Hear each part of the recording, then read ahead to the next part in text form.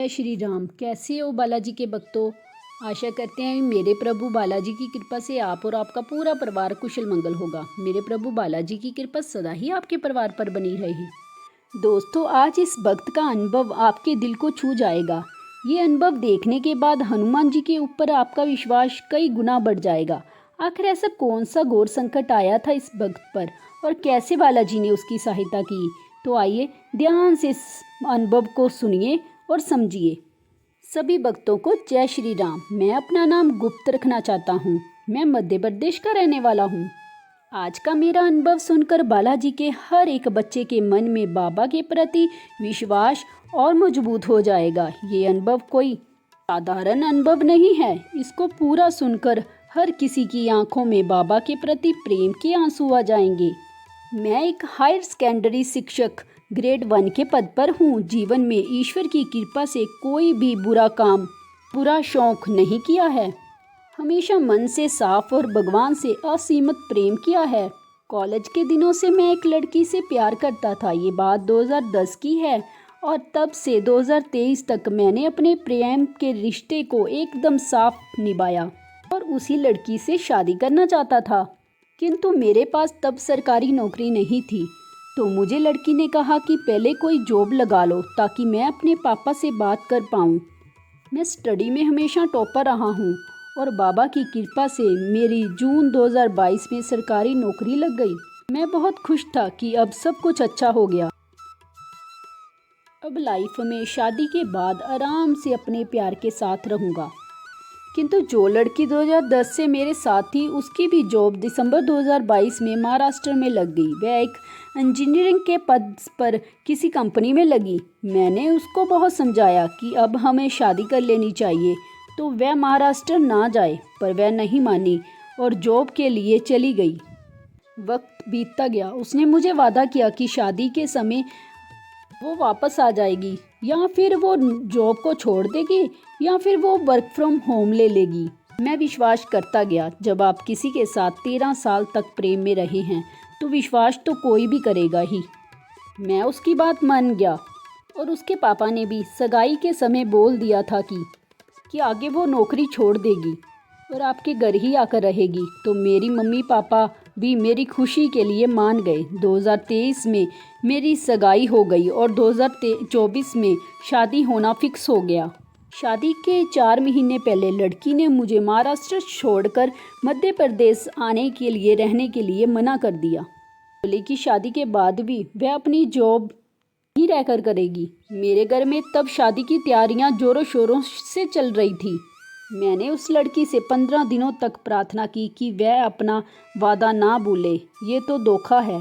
किंतु उसे महाराष्ट्र में रहते हुए 1 साल हो चुका था। अब उसे छोटी जगह और घर की जिम्मेदारी क्यों ही अच्छी लगती। उसने मुझसे कहा कि शादी हो ना हो, मैं नौकरी वहीं करूँगी, बस छुट्टी के समय आऊँगी जाऊँगी। मैं सरकारी नौकरी और माता पिता को छोड़कर वहाँ नहीं जा सकता था। अंत में मेरे माता पिता ने लड़की के माता पिता से बात की और उन्होंने भी वही कहा जो उनकी लड़की कह रही थी। उनकी लड़की को जॉब करना है, वह यहाँ नहीं आ पाएगी। मैंने उसको ये भी कहा कि 1 साल के बाद आ पाएगी क्या, तो भी उसने मुझे मना कर दिया कि मैं कह नहीं सकती। मैं समझ गया कि मेरे साथ बहुत बड़ा धोखा हो गया है। तब मैं बहुत रोया, शादी की तैयारी रोक दी और सगाई दोनों परिवार ने तोड़ दी और पंचायत में लिखा पढ़ी कर रिश्ते को समाप्त कर दिया। मैं इस दुख से निकला ही नहीं था कि लड़की के पिता ने मुझसे 10 लाख रुपए की मांग की और बोला, नहीं दोगे तो तुम्हारी सरकारी नौकरी खा जाऊंगा। ऐसा केस लगाऊंगा कि तुम्हारा सब खत्म हो जाएगा। दुनिया बहुत बुरी है भाई।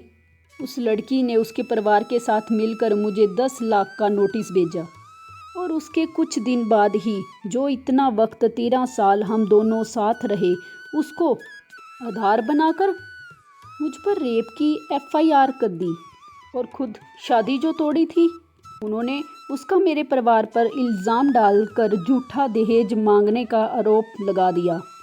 पुलिस को सब झूठ बता दिया कि दहेज की वजह से शादी तोड़ दी, जबकि शादी लड़की और उसके परिवार ने आगे रहकर उनकी नौकरी के लिए तोड़ दी थी।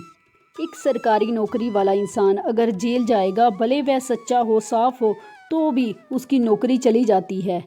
यही उन लोगों का लक्ष्य था कि मेरे परिवार के लोग और मैं जेल में चला जाऊं और मेरी नौकरी भी चली जाए।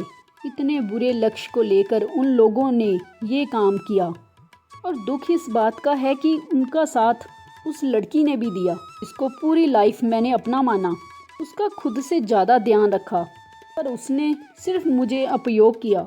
मैं उसको शादी के बाद बहुत खुश रखता, पर उसको जीवन में फ्रीडम से मौज करना होगा। सारे वादे तोड़कर उसने मुझे जेल भेजने की पूरी तैयारी कर दी थी। मैं अपने घर से भागकर अलग अलग जगह गया। पुलिस जब आपको ढूंढती है तो आपके ऊपर क्या बीतेगी आप समझ सकते हैं, वो भी तब जब आप निर्दोष हो। जो भी मिला बोला कि तेरी नौकरी चली जाएगी। 376 की धारा बहुत ख़राब है। मैंने सबको कहा कि मैं सच्चा हूँ तो भगवान मेरे साथ है। उसी समय जब मैं अपने दूर के रिश्तेदारों के घर छुप कर रह रहा था, उस समय मेरे पास बालाजी के चमत्कार की वीडियो आई। मेरा अपना मोबाइल तो बंद था, वो मैं घर पर छोड़कर चला गया था। अपने रिश्तेदार के मोबाइल पर ही मैंने वीडियो को देखा कि हनुमान दादा ने इतने लोगों की मदद की है। तब मैं रोता रहता था, बहुत डरता था कि पुलिस आज नहीं तो कल मुझे पकड़ लेगी और जेल भेज देगी। मेरी नौकरी और मेरे माता पिता का क्या होगा, जाने क्या क्या सोचता रहता। रात को जगता रहता, कुछ समझ नहीं आ रहा था। भगवान दुश्मन को भी वो दिन ना दिखाए। मेरे परिवार के लोगों ने बहुत साथ दिया उस समय।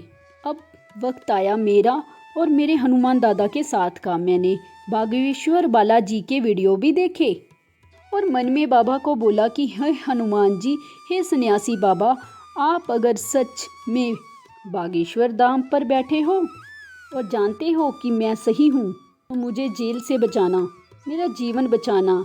ये सब मैं रोते हुए बाबा को बोल रहा था। वहाँ अर्जी के लिए मेरे पास कपड़ा और नारियल नहीं था, तो मैंने बस बैठकर मानसिक रूप से मन से ही ऐसा सोचा कि मेरे पास नारियल है और लाल कपड़े में बांधा हुआ है। उसको संकल्प रूप में ही अपने ऊपर से उतारकर और संकल्प रूप में ही बागेश्वर धाम बांध दिया। ये सब कुछ बस मैंने सोचकर ही किया था, वास्तव में मैंने कुछ नहीं किया था। फिर मैं सो गया। आप यकीन नहीं करेंगे, मुझे सपने में बंदर स्वरूप के दर्शन हुए। मैं जैसे ही उठा मुझे लगा कि मेरी अर्जी स्वीकार हो गई है। मैं अंदर से खुश हुआ कि बिना विधि किए बस सोचकर ही ये कैसे हो गया। पर मैं समझ गया कि जहाँ पर सत्य है वहाँ पर बालाजी महाराज बिना विधि के भी आ जाते हैं। बस दिल से उनको बुलाने की देरी है, वे बड़े दयालु हैं। उसके बाद मैं लगातार हनुमान चालीसा और बजरंग बाण का पाठ करने लगा। सेक्शन कोर्ट में मेरी अग्रिम जमानत खारिज हो गई, पर मन में यकीन था मेरे बाबा बैठे हैं। पाठ जारी रहे। तब मेरे सामने हनुमान जी की कोई प्रतिमा भी नहीं थी। मैं लगातार बजरंग बाण पढ़ता रहा और बाबा को सब सौंप देता था। मेरी अग्रिम जमानत के लिए हाई कोर्ट में याचिका डाली गई। मैं छुपकर रह रहा था। मेरे परिवार सभी कानूनी कार्रवाई करता रहा।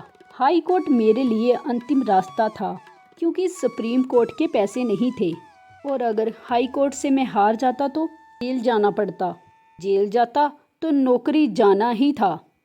मैं हनुमान जी को अपना बड़ा भाई बना चुका था। उनको बोला कि आप जानते हो कि मैं सच्चा हूँ, मैंने कुछ गलत नहीं किया है, मैं निर्दोष हूँ। आप सबसे बड़े जज हैं और आपके ही मंदिर में दोनों परिवारों ने खुद ये रिश्ता सहमत होकर तोड़ा था। तब आपने ही सब सच सुना था कि ये रिश्ता लड़की की नौकरी की वजह से टूटा था, ना ही दहेज की वजह से। बस बाबा बचा लो इस समस्या से, क्योंकि अगर मेरे जैसे इंसान जेल चला जाएगा तो सत्य की हार होगी। बाबा से रोते हुए बस यही मांगता था। मेरा केस उस टेबल पर गया जहां से आज तक किसी को अग्रिम जमानत नहीं मिली। मेरे वकील ने कहा, भले आप सही हैं, पर इस धारा को गलत तरह से उपयोग कर कर आपको फंसाया गया है। इस धारा को देखकर ही जमानत नहीं दी जाती है। अब बस भगवान से प्रार्थना करिए कि अब हनुमान दादा के हाथ में ही है सब कुछ। मैं पहले ही 100 हनुमान चालीसा का पाठ कर चुका था और रोज असीमत बजरंग बाण और चालीसा करता रहा। पहली हेयरिंग में कुछ नहीं हुआ। उसके 7 दिन बाद जज को लगा कि मामला वो नहीं है जो दिखाया जा रहा है। तीसरी हेयरिंग में सभी गवाह मेरे साथ रहे, सभी डाटा प्रूफ मेरे सही भी माने गए और अंतिम हेयरिंग में चमत्कार हो गया। मैंने बाबा को कहा था, आप खुद कोर्ट जाएं और मेरे लिए आदेश लेकर आएं। आप मानोगे नहीं, जज ने खुद कहा कि इस केस में आप इनको जेल क्यों भेज रहे हो। सारे प्रूफ देखकर जज मेरे पक्ष में आ गए और मेरी जमानत स्वीकार हो गई। मुझे न्यायपालिका पर भी यकीन हो गया। इसमें वक्त लगा पर निर्णय सही की दिशा में ही आया। इस काम को होने में 43 दिन लग गए। इतने दिनों में मैं हनुमान दादा के बहुत करीब आ गया था और उनको बहुत अनुभव कर चुका था। मेरे वकील ने भी कहा कि आपके साथ भगवान है, आपकी किस्मत बहुत अच्छी है। मैंने उनको यही कहा कि हम सच हैं, हमने कोई पाप नहीं किया, बाबा हमारे साथ है ही। इसी समय एक एस्ट्रोलॉजर ने मेरी मम्मी को सिर्फ मेरे जन्म राशि देखकर बोला था कि इसका बहुत बड़ा नुकसान होना निश्चित था, किंतु इसके साथ हनुमान जी हैं, जबकि उनको मेरे बारे में, मेरी पूजा पाठ के बारे में कोई जानकारी नहीं थी। उन्होंने पता नहीं कैसे अनुभव कर लिया। पूरे 45 दिन के बाद मैं और मेरा परिवार एक साथ अपने घर लौटकर आ गए। बालाजी महाराज ने मुझे जेल जाने से बचा लिया और मेरी नौकरी भी, जो वो लोग खाने की सोच रहे थे, उसकी रक्षा भी की। इतने कठिन समय में मेरे परिवार के पूरे लोग स्वस्थ भी रहे, वरना इतनी टेंशन में कोई भी बीमारी हो सकती थी। सब कुछ मेरे हनुमान जी की कृपा से संभव हुआ। अब मेरे पापा और बड़े भाई भी हनुमान दादा को मान गए, वो भी हनुमान चालीसा पढ़ते हैं। मेरे यहाँ दादा का पूजा स्थान है। मैं दोनों टाइम दादा के साथ 1-1 घंटा बिताता हूँ। मेरे बड़े भाई बनकर वो मेरी लाज बचाते रहे। अभी रोज मैं 11 बार हनुमान चालीसा और 7 बार बजरंग बाण पढ़ता हूँ। दादा से वादा किया था कि अगर मेरे मान सम्मान की आपने रक्षा की तो रोज आपको रामायण पढ़कर सुनाऊंगा। अब रोज दादा के सामने बैठकर उनको रामायण सुनाता हूँ। वादे दादा के साथ किए, वो धीरे धीरे अब प्यार से उनको पूरा कर रहा हूँ। अभी बागेश्वर धाम जाना बाकी है, जल्द ही जाऊंगा। बाबा को बोला था कि मैं अर्जी बांधने आऊँगा। अभी मुझे केस जरूर लड़ना है, पर बोलते हैं ना कि सच हो तो भगवान साथ है। मेरे साथ मेरे हनुमान जी हैं। मुझे पूरा विश्वास है कि जीतूंगा भी मैं ही, क्योंकि मेरी अग्रिम जमानत से ही मेरी जीत का रास्ता मेरे बाबा ने खोल दिया है। जो भी इस वीडियो को सुन रहा है उनको यही कहूँगा कि हनुमान दादा जैसा प्यार देने वाला और रक्षा करने वाला और जीत दिलाने वाला कोई हो ही नहीं सकता। मेरे जीवन में जो संकट आया उसका 1-1 मिनट कोई सामान्य इंसान नहीं जी सकता, ना मैं लिख सकता हूँ, पर मेरे महाराज ही एक ऐसे हैं जो आपको हर दर्द से अब निकाल देंगे, आप जान ही नहीं पाएंगे।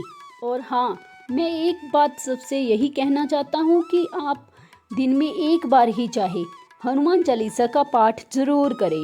1 महीने में ही आप अपनी लाइफ में अंतर देख लेना। घोर कष्ट हो, विपत्ति हो, जैसे मुझ पर आई थी, तो बजरंग बाण जरूर पढ़े। संख्या आप अपनी क्षमता के अनुसार रखें, बस बाबा की शरण ले लो, बाबा बाकी सब काम आपके सवार देंगे। आपको मेरे बालाजी का ये चमत्कार कैसा लगा? अगर वीडियो अच्छी लगी तो प्लीज़ इस वीडियो को लाइक शेयर ज़रूर किया कीजिए और कमेंट बॉक्स में जय बालाजी का जयकारा ज़रूर लगाएं। जय बालाजी महाराज की।